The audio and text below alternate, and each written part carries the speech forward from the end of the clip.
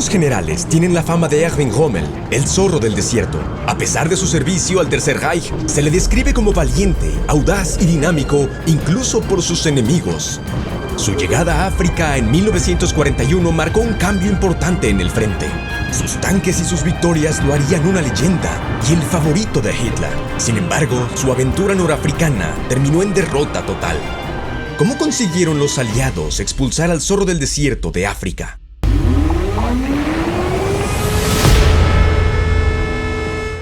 En enero del 41, la victoria británica en África parecía casi segura. Tanques Crusader como este, en el Tank Museum, fueron parte del ejército del desierto liderado por británicos que empujaba a las fuerzas italianas, capturó Tobruk y ahora amenazaba en el puerto principal de Italia, Trípoli. Con el imperio africano en ruinas, Mussolini solicitó ayuda a Adolf Hitler. Hitler consideraba la campaña en África de importancia secundaria, pero un colapso total de Italia sería desastroso para la alianza del Eje. Hitler aceptó y el 11 de enero emitió la Directiva 22 para mantener la región de Tripolitania. Envió al general Erwin Rommel para cumplir esta misión. Rommel era una estrella en la Wehrmacht, habiendo comandado la 7ª División Panzer durante la invasión de Francia. Su enfoque audaz, incluyendo aparecer inesperadamente tras las líneas enemigas, hizo que a su división se le apodara Gespensterdivision, División Fantasma. Sin embargo, no se suponía que pasara a la ofensiva en África. Sus Afrika Korps estaban formalmente bajo mando italiano y solo debían actuar como un Speerverband, un destacamento de bloqueo, cuya meta era detener el avance británico. Sus superiores en el Oberkommando der Wehrmacht prohibieron cualquier avance que no fuera de reconocimiento. Pero Rommel encontró una excusa y en marzo avanzó contra la Commonwealth. Los británicos no esperaban un ataque hasta mayo y estaban agotados tras combatir a los italianos. A pesar de tener una fuerza menor, Rommel flanqueó las defensas estáticas del 8º Ejército y sembró el pánico. Los británicos intentaron reorganizar la línea, pero se retiraron desordenadamente a Cyrenaica. Solo Tobruk, defendida por los australianos, resistió. Los intentos de ayudar británicos en mayo y junio fracasaron, y cuando sus recursos casi se agotaban, Rommel sitió el puerto. Pero como fuera, su superior, el general Franz Halder, le impidió avanzar más. Aunque su insubordinación frustraba a sus superiores, Hitler estaba feliz. Ascendió a Rommel a general del reciente Panzergruppe Afrika, dándole control sobre el Afrika Korps y el 20º Corpo d'Armata italiano. Esto también reforzó la relación directa entre Rommel y el Führer. Rommel se convertiría rápidamente en el favorito de Hitler. Pero pronto la atención se desvió del norte de África. El 22 de junio del 41, Alemania invadió la Unión Soviética. Hitler decretó que la guerra en Libia continuaría tras la Operación Barbarroja. Del lado británico, el nuevo comandante, el general Sir Claude Auchinleck, tenía otras ideas. La asediada guarnición de Tobruk necesitaba apoyo y el 18 de noviembre del 41, Auchinleck lanzó la Operación Crusader. Tras incursiones de comandos, el 8º Ejército avanzó sorprendiendo a Rommel. Se produjeron duros enfrentamientos blindados, especialmente en el aeródromo de Sidi Rezek. Y a pesar de contratiempos iniciales, las tropas alemanas ganaron ventaja. Entonces Rommel percibió el momento decisivo de la batalla. El 24 de noviembre tomó personalmente el mando de la 21ª División Panzer y persiguió a la 7ª División Blindada Británica hacia la frontera con Egipto. Esperaba repetir el éxito de principios del 41 y desencadenar una desbandada caótica. Su jugada, conocida después como la carrera hacia la Alambrada, fue audaz, pero fracasó. A pesar de hacerlos avanzar 60 kilómetros, el 8º Ejército no colapsó. Auchinleck pensaba que Rommel debía estar al límite de los suministros, y tenía razón. Rommel carecía de combustible y tuvo que desviarse a Bardia para reabastecerse. Mientras tanto, las tropas neozelandesas aprovecharon su ausencia para lanzar su ataque y enlazarse con las tropas de Tobruk. La carrera hacia la Alambrada tal vez le costó a Rommel una victoria modesta. En las siguientes semanas, el 8º Ejército trajo reservas, como la 2ª División Sudafricana. Rommel intentó un contraataque, pero se dio cuenta de que no podía mantener la presión y ordenó la retirada. Para el final de año, había vuelto a donde comenzó 9 meses antes. Imperturbable, Rommel planeó su próximo ataque. Ahora cerca de Trípoli, mejoró su logística y formó una posición defensiva conocida como el Caldero. Los británicos tardaron en capitalizar el éxito y una vez más, Rommel pasó a la ofensiva. El 26 de mayo del 42, las fuerzas del eje se dirigieron hacia Bir Hakeim y lo tomaron el 10 de junio. Rommel se centró en el norte, rodeando y golpeando a las fuerzas aliadas desde varios frentes, forzándolas a retirarse. Los británicos abandonaron sus planes ofensivos y enviaron más reservas para contener la línea. El 21 de junio, las fuerzas del eje llegaron a Tobruk y encontraron que las defensas originales habían sido desmanteladas. Los Panzer entraron y capturaron a 35,000 soldados, en su mayoría sudafricanos. Una fortaleza que había resistido 9 meses cayó en solo 2 días. Hitler estaba feliz y ascendió a Rommel a Generalfeldmarschall. Rommel recordaría este momento. Para cada uno de mis africanos, ese 21 de junio fue el punto culminante de la guerra en África. El maltratado octavo ejército, al que le quedaban 70 tanques, retrocedió hacia la ciudad costera de El Alamein. Las fuerzas del eje siguieron los ataques, pero sus tanques se toparon con posiciones aliadas mejor preparadas. R.I. Cunningham, un artillero de la Real Artillería, recordó un duelo con un Panzer el 3 de julio. El enemigo se retiró dejando 5 tanques en el campo. El más al norte, un Panzer IV, fue detenido pero no destruido y seguía disparando con explosivos a mi cañón. El comandante de la batería se acercó y me ordenó cesar el fuego porque ya casi no había municiones. Me opuse a la orden, pero el comandante fue muy firme. Se volteó y caminó 18 metros, cuando un proyectil de ese mismo tanque pasó sobre nuestras cabezas y explotó junto a él, hiriéndolo gravemente en la garganta. Me temo que entonces desobedecí órdenes y destruí el tanque con solo 2 disparos más. El primer ministro Churchill instó a Auchinleck a contraatacar, pero este le informó que el octavo ejército estaba exhausto. Churchill lo destituyó por vacilar y finalmente lo reemplazó con Bernard Law Montgomery. Sin embargo, Montgomery se dio cuenta que Auchinleck tenía razón. El octavo ejército necesitaba descansar y el Alamein era fuerte. Con el mar al norte y la infranqueable depresión de Katara al sur, el frente se reducía a solo 40 kilómetros, lo que impedía a Rommel maniobrar. Mientras tanto, la inteligencia británica reveló el plan alemán. Montgomery decidió permitir que Rommel atacara por el sur y que llevara a sus panzers hacia Alam Halfa, una posición fortificada con tanques y artillería. Cuando el ataque del eje comenzó el 30 de agosto, Rommel cayó en la trampa. Las pérdidas fueron ambas en ambos lados, pero el asalto alemán fracasó. Con la salud empeorando, Rommel regresó a Alemania para recuperarse, y no era el único al borde del agotamiento. Las condiciones en el desierto, las raciones deficientes y el esfuerzo provocaron enfermedades generalizadas entre los alemanes. Aunque muchas de estas afecciones pudieron haberse tratado, muchos soldados esperaban hasta el límite antes de buscar ayuda. Un soldado de la 15ª División Panzer escribió: "Los muchachos llegan aquí y después de un par de semanas se derrumban. La mayoría termina siendo enviada de regreso, pero no se quejan de que todo esto sea por una gran Alemania". A medida que las fuerzas del eje comenzaban a caer bajo la presión, los británicos tomaron iniciativa. La segunda batalla del Alamein de Montgomery comenzó el 23 de octubre. Ahora en la ofensiva, el principal obstáculo para los alemanes sería atravesar los extensos campos de minas.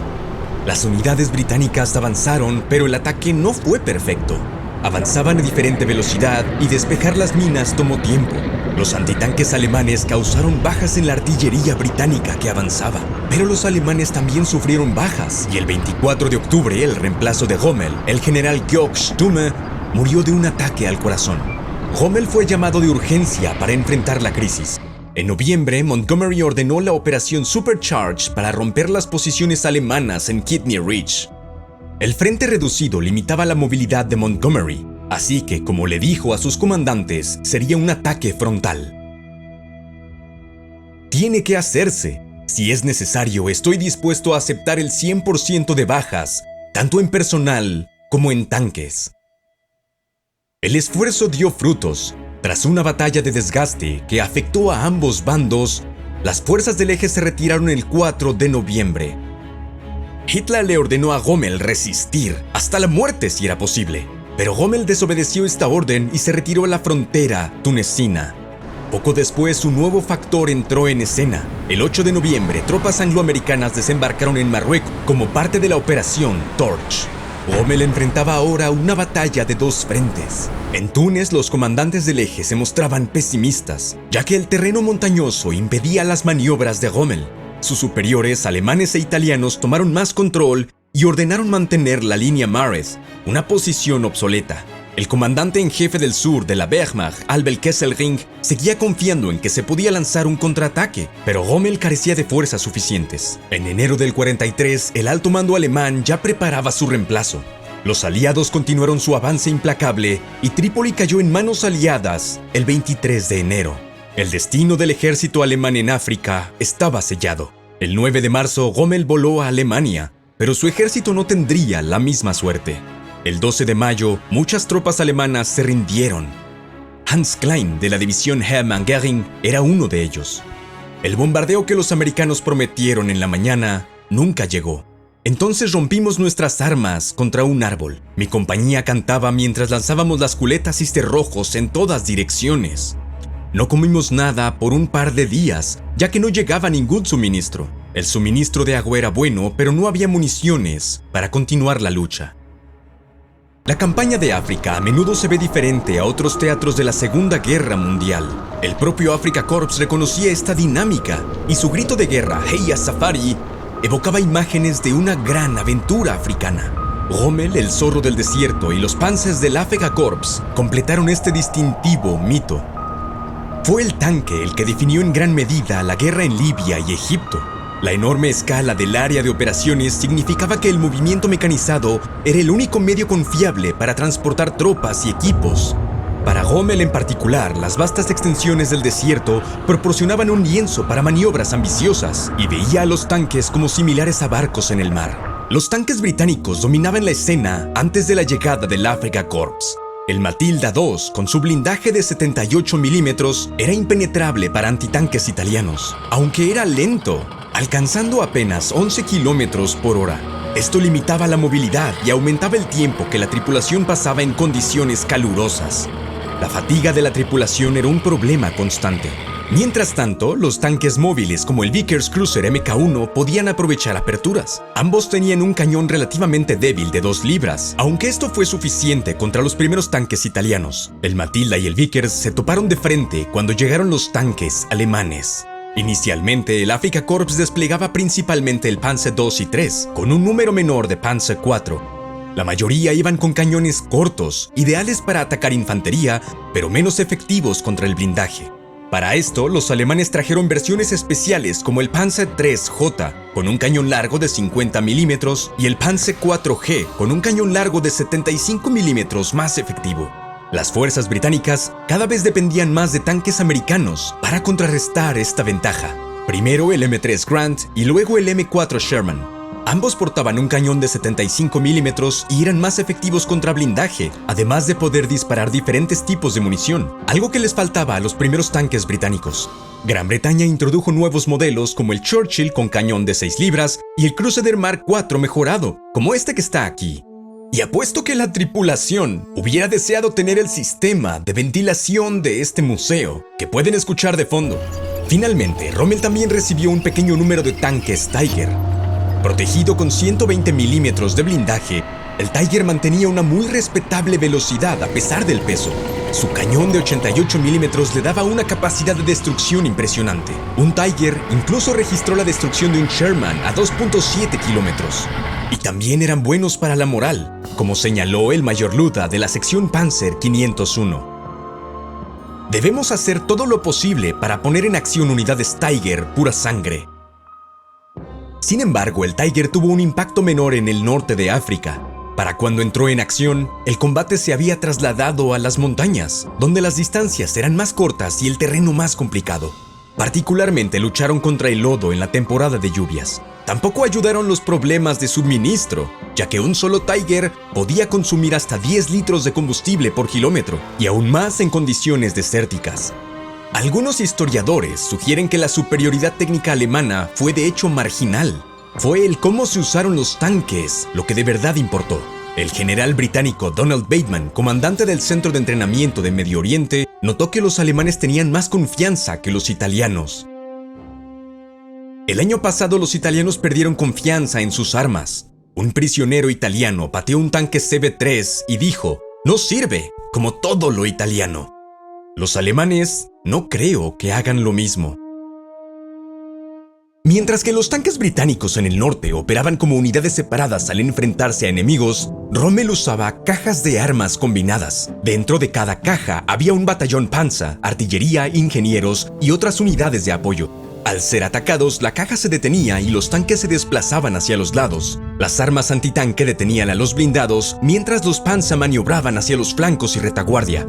Los británicos solían realizar cargas frontales, confiando en su protección. Los panza priorizaban fuego y movilidad. Para contrarrestarlo, los británicos recomendaron contar con ventaja numérica. Los británicos pudieron adaptarse y para el Alamein desarrollaron mejor cohesión entre infantería y blindados y cambiaron la prioridad antitanque a la artillería. Los nuevos cañones de 6 libras eran más potentes y fáciles de camuflar. Incluso el obús de 25 libras se podía usar en un rol antitanque. Los alemanes también dependían de cañones antiaéreos para destruir tanques. El Flak 88 era muy efectivo en condiciones de largo alcance en el desierto, pero su altura dificultaba el camuflaje. Para el 43, los británicos tenían una clara ventaja en artillería, logrando disparar 30 proyectiles por cada uno alemán, un hecho no desapercibido para un suboficial alemán. Los ingleses tienen una artillería que no debería estar permitida. Punto final. A pesar de la superioridad aliada, al inicio de la campaña, los alemanes tenían mejor equipo, tácticas y moral. Entonces, ¿por qué fueron derrotados por los aliados? El propio Rommel culpó a la falta de suministros, incesantes ataques aéreos, bajo desempeño de los italianos y la abrumadora superioridad del armamento del octavo ejército. Pero ¿cuánto de esto es cierto? Los suministros claro que fueron una preocupación crucial. El ejército de Rommel era la única fuerza importante que debía ser abastecida por mar, y el control británico de Malta hacía esto más difícil. La extensión del desierto y la falta de puertos significaban que el éxito solo creaba líneas de suministro más largas, más combustible para el transporte y menos potencial para poder avanzar. Lo contrario ocurría con el enemigo, que se replegaba hacia sus propios puertos. Según estimaciones, Rommel solo recibió el 40% de los suministros necesarios entre enero y agosto del 42 y se quejaba al respecto. Los hombres más valientes no pueden luchar sin un arma. Las mejores armas no sirven sin munición, y en una guerra móvil, las armas y municiones son prácticamente inútiles si no pueden ser transportadas en vehículos con suficiente combustible. Rommel abogó por más suministros e incluso llegó a creer que la envidia profesional impedía que se enviaran desde Europa. Hitler solía hacer grandes promesas, pero abastecer una división en África requería más de 10 veces el transporte necesario para abastecer una en el frente oriental. Los británicos contaban con un buen puerto en Alejandría y un flujo constante a través del Cabo de Buena Esperanza y el Canal de Suez. Otras investigaciones, sin embargo, sugieren que Rommel exageraba sus problemas de suministro. Los historiadores Vincent O'Hara y Enrico Chernush afirman que de los 2.67 millones de toneladas enviadas a Rommel, llegaron 2.24, aunque hay que señalar que Rommel consideraba su asignación de suministros como un mínimo, así que si recibió el 90%, aún no era suficiente. Además, que los suministros llegaran a África no necesariamente significaba que llegaban al frente, ya que había una falta seria de camiones. Según Giuseppe Mancinelli, oficial de enlace entre el Afrika Korps y el comando italiano, Rommel culpaba habitualmente a los italianos por sus desgracias. Argumentaba que el pobre rendimiento del combate italiano ejercía más presión sobre las tropas alemanas, lo que aumentaba la fatiga, y acusaba a los italianos de esfuerzos logísticos mediocres. Sin embargo, las unidades italianas, incluidas las divisiones coloniales reclutadas en Libia, formaban una parte significativa de la fuerza, por lo que cualquier éxito también se les atribuiría a ellos. Otros sugieren que fue solo gracias a los esfuerzos italianos que las grandes victorias de Rommel en el 41 fueron posibles, ya que ellos habían debilitado al octavo ejército. La inteligencia italiana también fue de vital ayuda para los convoyes que atravesaban el Mediterráneo. Más tarde, Rommel expresó cierta simpatía por sus tropas italianas, que a menudo estaban mal equipadas. Tras perder la división Ariete, se lamentó: en la Ariete perdimos a nuestros camaradas italianos más veteranos, a quienes tal vez siempre exigimos más de lo que, con su pobre armamento, eran capaces de dar.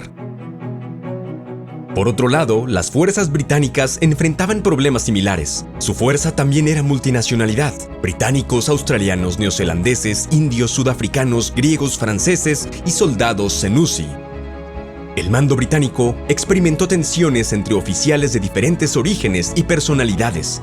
Así que los problemas multinacionales no eran exclusivos de Rommel. El poder aéreo también fue otra preocupación. En el inicio contaba con el apoyo confiable de la Luftwaffe contra la pequeña fuerza aérea del desierto británica. Pero a medida que avanzaba la campaña, más recursos de la Luftwaffe se necesitaban en otros lados, como en el bombardeo de Malta. Mientras que la Fuerza Aérea del Desierto británica se concentró en apoyar al octavo ejército. Para agosto del 42, la RAF había conseguido una superioridad aérea sobre la Luftwaffe, permitiendo bombardeos más pesados y ataques a los convoyes de suministros. Y luego estaba el propio Rommel.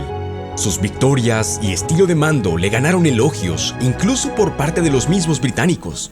Una vez que Auchinleck tomó el mando de las fuerzas británicas, le dijo a sus comandantes: existe el peligro de que nuestro amigo Rommel se convierta en una especie de mago o espanto para nuestras tropas, que están hablando demasiado de él. No es de ninguna manera un superhombre, aunque sin duda es enérgico y capaz.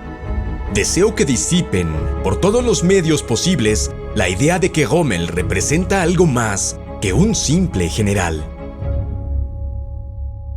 La preferencia de Rommel por ir al frente, la improvisación y sus maniobras le dieron victorias tempranas, especialmente contra un enemigo exhausto. Sin embargo, con el tiempo empezaron a rendir menos. Rommel era experto en explotar los errores del enemigo, pero a medida que los británicos aprendían, cometían menos errores. Montgomery fue cauteloso y para el 42 tenía acceso a la preciosa inteligencia ultra de los códigos alemanes descifrados, lo que hacía casi imposible que Rommel lograra una sorpresa. Además, los métodos de Rommel funcionaban mejor en campañas cortas, donde los objetivos estratégicos estaban a su alcance, lo cual no era el caso en África. Solo Alejandría era un objetivo estratégicamente decisivo y su captura era poco probable. A medida que se convirtió en una guerra de desgaste, los problemas de suministro y mando se volvieron críticos. Incluso otros oficiales criticaron a Rommel por continuar liderando un ejército como comandante de división.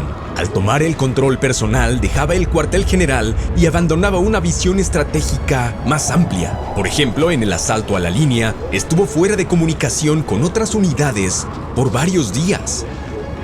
La derrota de Rommel se puede atribuir a muchos factores: falta de suministros, geografía, tensión dentro del mando, una campaña en dos frentes y probablemente sus propios métodos.